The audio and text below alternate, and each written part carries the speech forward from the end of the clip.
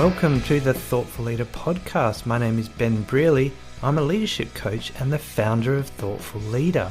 The Thoughtful Leader podcast is all about short, sharp leadership advice because thoughtful leadership is good leadership. Welcome to episode 323 of the Thoughtful Leader podcast. In this episode, I'm going to be talking a little bit about career direction and career vision in your leadership role. Some of the benefits of having one and some of the reasons why you should start to think about maybe principles for your career as opposed to a super specific vision. So let's get into that one right now. Now, I work with a lot of coaching clients and I've noticed a little bit of a trend in some of them, which is a lack of a compelling sort of career direction of where they're going. They're all in good roles. They're fairly senior people. They are dealing with a lot of things going on and changes in the workplace. There's a lot of busyness going on. They get preoccupied with some of the issues of their workplace and trying to fix issues in their team as well. And so it's very easy to be stuck in that day-to-day grind. And sometimes we don't, look up and look around to see, do we really like what we're doing at the moment? Do we have a direction for where we want to go in the future? And I think part of the reason for this is because, well, one, we are preoccupied with busyness and fixing things that are broken and managing issues or firefighting issues that are coming up in our team. But another reason is because it's not clear. The where you're going with your career is often not a clear, easy answer, because when we think of a career direction or a vision, we sometimes think of some specific role where, I want to be the CEO of a major organization in the healthcare sector, right? Which is quite specific. So sometimes people think of a vision like that and they start to go, well, I don't really know what that would be. And they don't know how to go about that, getting that vision either. And so we sort of just forget about it because we're already doing things and we don't hate where we're at and we're okay with the current things we're doing. But I think there's a few benefits in having a career direction as well, and like a sort of a clear picture of where you want to go, or, and here's an alternative for you, to develop a set of principles to think about when you're trying to make career decisions. So often what I recommend with my clients is that rather than try to visualize some specific future of a role that they're going to be doing in 5 years' time or 10 years' time, I would rather we come up with a set of principles to help them make decisions along the way as things happen. Because as we know, the world is very uncertain. There's lots of different stuff going on. In your workplace, opportunities will come up. There'll be a new project. Someone will call you about a job offer. There's a new project you could take on. All these sorts of things. Someone might leave, your boss might leave, and all of a sudden there's an open spot above you that you could apply for. There's all these sorts of things that may change in the workplace that you have no idea what they're going to be. And so rather than have a fixed position on where you want to head to, I actually think it's quite useful to have a set of principles to use to make decisions rather than have a set view. So what sort of principles am I talking about? Well, there's a couple of different categories I would think about. And one of the first ones and sort of obvious one is, what sort of work do you want to be doing? Is it a certain industry sector? Is it a certain type of organization? Is it a certain type of person or group you want to be working with or for? Is it a certain function you enjoy doing or type of work you really are motivated to do? Is it a certain type of impact you want to have? All those sorts of criteria are useful to being able to make decisions about career direction as well. So that's the type of work you're going to do. The second category I think is very useful is, what sort of lifestyle do I want to be leading here?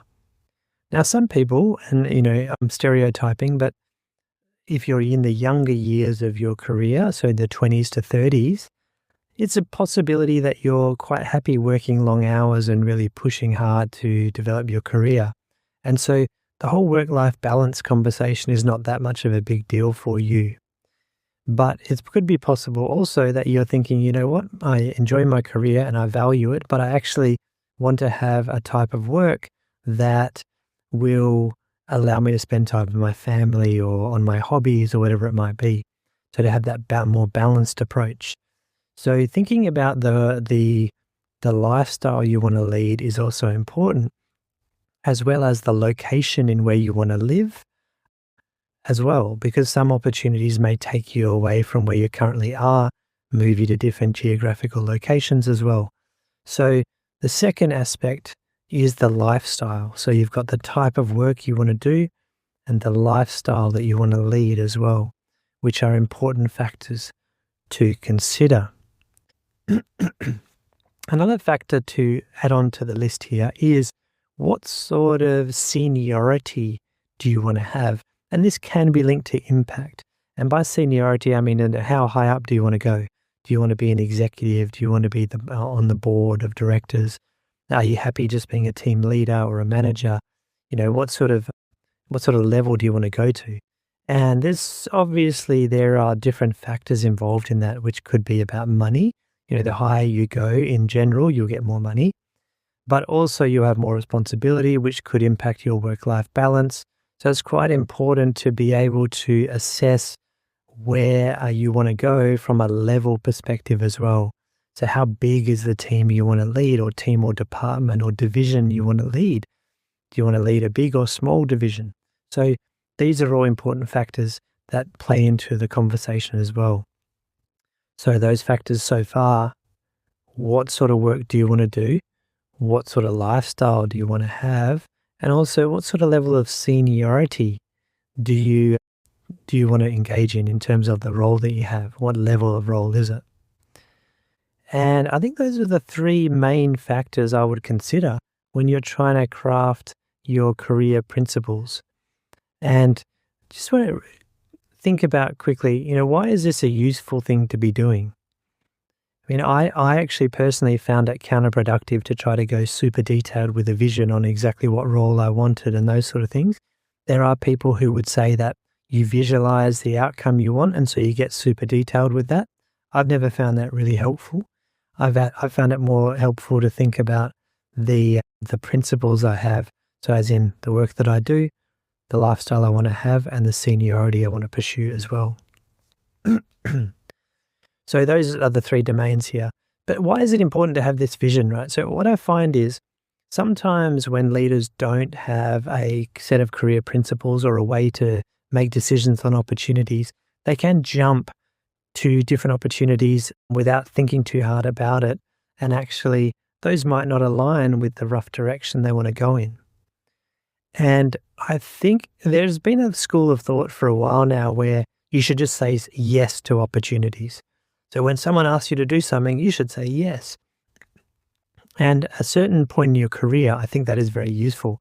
Like when you're just starting out, you don't have much knowledge of what's going on, you haven't been exposed to many things yet, saying yes helps you to learn about things and work out what you like and what you don't like.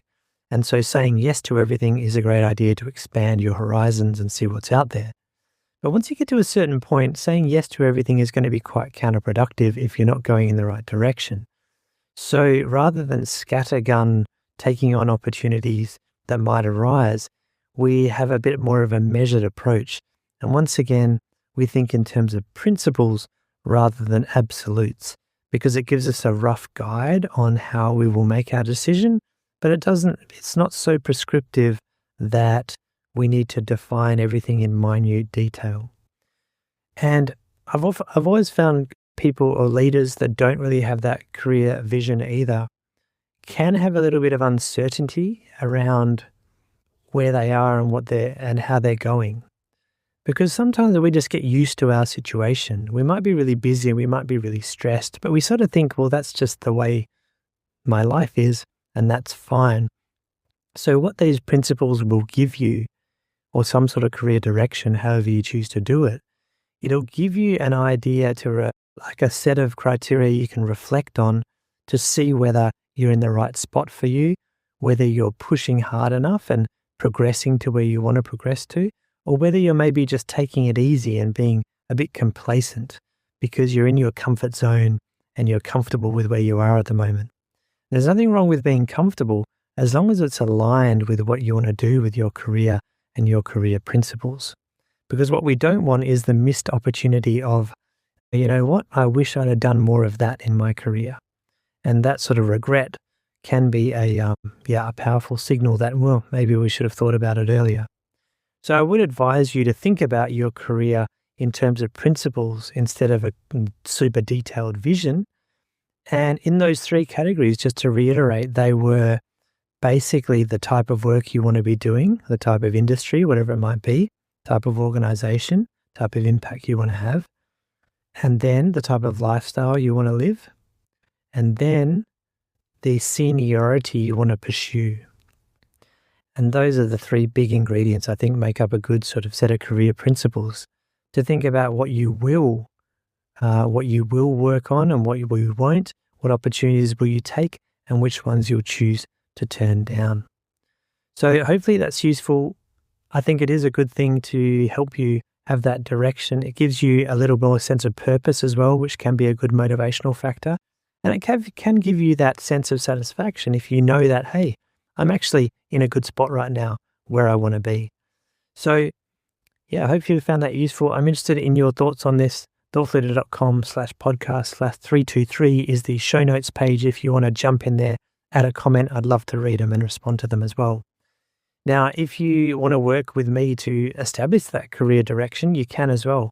I'm not a specific career coach, but what I do find is that I tend to engage in these conversations quite often when leaders I'm working with on other things start to want to work out where they're going with their career as well. So I can help you with that as well. If you're interested in that, jump on the show notes page and you'll see a link to my coaching page. So grab that and see if you can tee up a chat with me and we can see if whether coaching with me can work for you. Thank you once again for listening. Keep up the thoughtful leadership as usual, and I'll be back next week.